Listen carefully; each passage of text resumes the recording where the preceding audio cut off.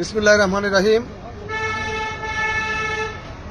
আজ সন্ধ্যা 5:30টার সময় আগ্রাবাদ জাম্বুরি পার্কের পূর্ব প্রথম গেটে এই শিশু বাচ্চাটিকে পাওয়া যায়।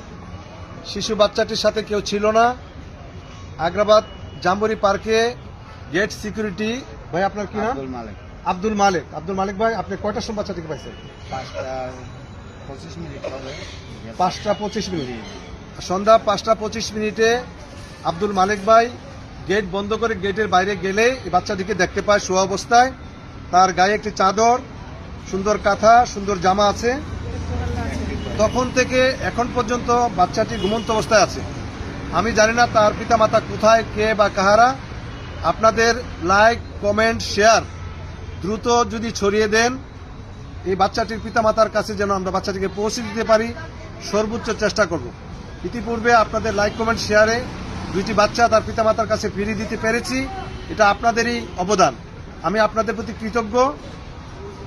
মেহরবানিপূর্বক আজকের এই লাইভটি যত দ্রুত সম্ভব, আজকের এই ভিডিওটি যত দ্রুত সম্ভব একটু ছড়িয়ে দিন, লাইক করেন, কমেন্ট করেন, যেন এই বাচ্চাটিকে তার পিতামাতার কাছে ফিরিয়ে দেওয়া যায়। বাচ্চাটির বয়স অনুমান 3 মাস হবে সর্বোচ্চ। বাচ্চাটি এখন পর্যন্ত ঘুমাচ্ছে এবং নিঃশ্বাস নিচ্ছে। আমার মনে হচ্ছে বাচ্চাটি সুস্থ আছে। তারপরেও আমি শিশু হাসপাতালে নিয়ে যাব, বাচ্চাটিকে ডাক্তার দেখাবো ইনশাআল্লাহ বাচ্চাটি সুস্থ আছে কিনা। আপনাদের সকলকে ধন্যবাদ। আসসালামু আলাইকুম।